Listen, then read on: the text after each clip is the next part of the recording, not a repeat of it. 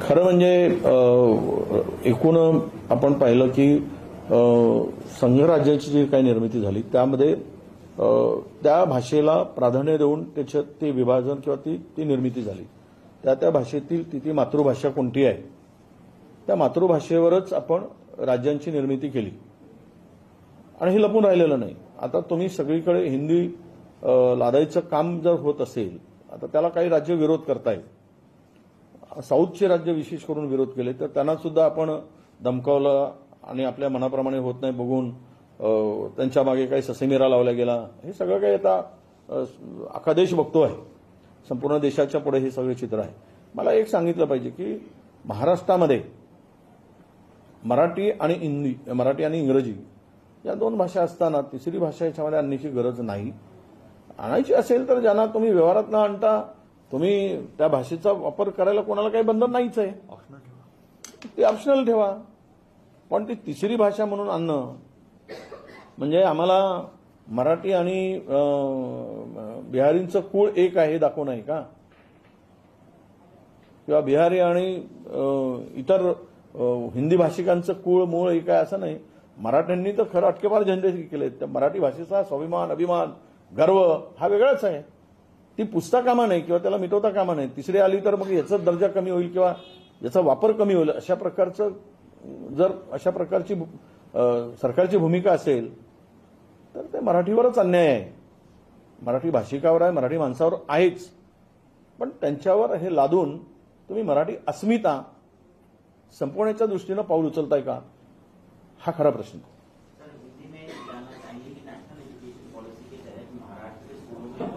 हिंदी अनिवार्य, तीसरी भाषा अनिवार्य की जा रही है.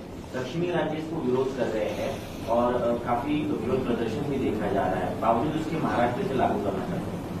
नहीं, देखिए इसको लेकर जो अभी सेंट्रल गवर्नमेंट की एजुकेशन पॉलिसी तो दिन ब दिन बदलते जा रहे हैं. रोज उनका नया एजुकेशन पॉलिसी में उनको वो चाहते हैं कि ये शिक्षण धोरण जो है, एजुकेशन पॉलिसी है, इसमें पूरी की पूरी तरह एक यूनिट सेंट्रल गवर्नमेंट का काम कर रहा है. ये आम लोगों के शिक्षा के अधिकार पर भी अतिक्रमण करने का काम इसमें होने वाला है.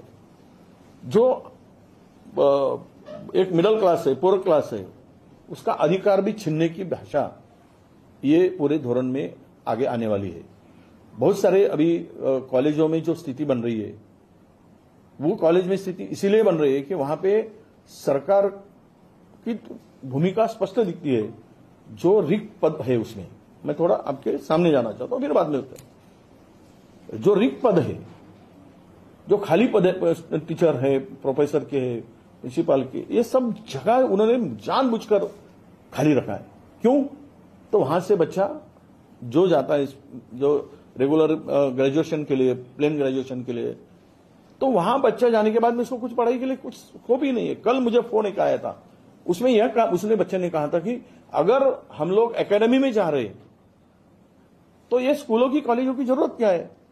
इसमें तो लेक्चरर आ ही नहीं रहे, जगह तो खाली है, कोई रेगुलर क्लास होता ही नहीं है, तो हम आके क्या करें? तो सवाल ये उठता है कि एक तरफ फ्री बताना एजुकेशन, दूसरी तरफ वहां पे टीचरों की टीचिंग की व्यवस्था नहीं करना, और तीसरी तरफ एकेडमी को बढ़ावा देना. इसका मतलब यही है कि गरीब क्लास एजुकेशन से दूर हो जाए. यह स्पष्ट भूमिका सरकार की दिखती है. पहला मुद्दा. दूसरा मुद्दा यह है कि आपने जो कहा था कि अब ये सब इसमें हिंदी का संबंध जो जोड़ा जा रहा है. देखिए, हिंदी को ऑप्शनल भाषा करके सब जगह में रखा जाता है. हम लोग यहाँ देश में जितने भी प्रदेश निर्माण हुए, जितने भी स्टेट का निर्माण हुआ है, वो मातृभाषा के ऊपर हुआ है, मदर टंग के ऊपर हुआ है. तो उसको लेकर हर एक ने अपने अपनी रचना की है. अब इसमें तीसरी भाषा को लाना अगर महाराष्ट्र में लाई जाती है तो ये मराठी के ऊपर अतिक्रमण है. मराठी संस्कृति को नष्ट करने का विचार है. मराठी को एक स्वाभिमान और गर्व से मराठी भाषा और मराठी आदमी और उनका जो एक रुतबा रहा है वो कम करने का भी मंशा इस तरह का सरकार का दिखता है. ऐसी कई सारी घटनाएं सामने आ रही है. कल रात घाटकोपर पर की एक सोसाइटी में मराठी फैमिली को नॉनवेज पकाने से रोका गया। कुछ गुजराती सोसाइटी के मेंबर्स है, घर में घुसकर उन्होंने ये मांग की कि इसकी बदबू आती है, मराठी लोग गंदे हैं और इसे यहाँ पर नॉनवेज ना पकाया जाए। इसको लेकर काफी तनावपूर्ण वातावरण कल घाटकोपर में हुआ। देखो, गुजरात में नॉनवेज नहीं मिलता है क्या? गुजरातियों को पूछिए तो जरा, होटलों में तो नॉनवेज खाता है। और यहाँ के मुझे समझ में नहीं आता है कि हमारे मुख्यमंत्री भी उसके बड़े शौकीन हैं महाराष्ट्र के, तो हमें ये गुजराती भाई को कौन समझाएगा कि आपके मुख्यमंत्री भी बड़े शौकीन है भाई, उनको बदबू नहीं आती है। सवाल यही आ रहा है कि दादागिरी जो चल रही है किसी भी प्रांत में, किसी के खान पान को लेकर इस तरह की दादागिरी करना, मैं बोलता हूं जो विद्यमान सरकार है उसको इस तरफ ध्यान देने की आवश्यकता है। अगर नहीं दोगे तो ये भाषावार जो एक समाज में ये युद्ध जैसी परिस्थिति आ जाएगी, लड़ाई की परिस्थिति आ जाएगी। मराठी वर्सेस गुजराती खड़ा करने की भूमिका सरकार की है क्या? सरकार किस भरोसे आई है ये मैं नहीं पूछूंगा। वोट पाने के लिए आप सबके पैर पे जाते हो, सबके घर पे दरवाजे पर जाते हो, पर आज इस तरह की भाषा जो करता है तो ये इसका मतलब यह है कि मराठी सत्ताधारी है क्या? ये मराठी जनता उनसे सवाल पूछेगी और इसका जवाब उनको देना पड़ेगा। तो क्या सर ये जो नई एजुकेशन पॉलिसी है, जैसा कि आपने कहा कि हर स्टेट में का एक अपना कल्चर होता है, लोकल भाषा होती है, उसको तवज्जो देनी चाहिए। तो ये जो नई एजुकेशन पॉलिसी है, आपको लग रहा है कि सरकार हिंदी को हर जो है खासतौर पर नॉन स्पीकिंग जो स्टेट्स हैं हिंदी, वहां पर थोपने की कोशिश करी, जैसा कि साउथ में खासतौर पर तमिलनाडु इस चीज को लेकर आवाज जो है उठाता है। तो आपको लग रहा है कि इस पॉलिसी के जरिए हिंदी को थोपने की कोशिश की जा रही नॉन हिंदी स्पीकिंग स्टेट्स में? सर, और क्या महाराष्ट्र कांग्रेस इसका विरोध करेगी? महाराष्ट्र देखिए, ये भूमिका सरकार की होनी चाहिए।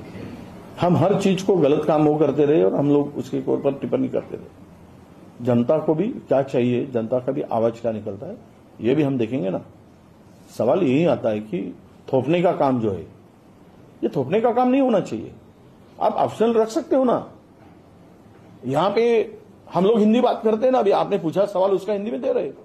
हमारा विदर्भा में हिंदी चलती है, नहीं चलती ऐसे नहीं कि विदर्भा में सिपेन बेरार के जमाने से वो जो मध्य प्रदेश को लेकर हमारा एक स्टेट बना था, नागपुर उसका कैपिटल था, तो उस वक्त भी हिंदी का उपयोग होता था। पर मराठी भाषा करके स्टेट को आपने मान्यता दी, इसका निर्माण जो हुआ, तो उसके ऊपर तीसरी भाषा लाद के इसका महत्व कम करना ये नहीं होना चाहिए, यह हमारा कहना है। थँक्यू। घाटकोपरच्या विषयावर आता मला असं वाटतं की ही जी भाषावार म्हणजे मला नॉनव्हेज खाण्यावरून जर असे विषय येत असतील तर आमचे मुख्यमंत्री फार क्रेजी आहेत या संदर्भात, त्यांचं फार आवड आहे त्यांना। ज्या राज्याचे मुख्यमंत्रींना हे आवडतं हे पदार्थ किंवा हे नॉनव्हेज बिनव्हेज, तर मग यांना त्यांच्या मुख्यमंत्र्यांच्याकडून काही शिकलं पाहिजे। आणि विषय तो नाही, गमतीचा विषय सोडून द्या, पण विषय असा आहे गांभीर्यानं की मराठी भाषेत असेल किंवा गुजराती भाषा असेल, दोन भाषिकांना एकमेकाच्या पुढे उभं करायचं ठरवलं की सरकारने। तुम्ही मतं मागताना कोणाच्याही दरवाज्यात जा, पण सरकार चालवताना सुद्धा तुम्हाला याची जाणीव ठेवावी लागेल। आणि अशा प्रकारे दादागिरी करणं, एखादी येऊन दुसऱ्या राज्यातील स्थानिकावर, स्थानिक भाषेवर आणि स्थानिक लोकांवर, तर मला वाटतं देशामध्ये उद्या यातून वेगळे देशच निर्माण होतील। अराजकता तर होईलच, पण उद्याची मागणी येईल की गुजरात्यांसाठी वेगळा देश करा, मराठीसाठी वेगळा करा, बिहारीसाठी वेगळा देश करा।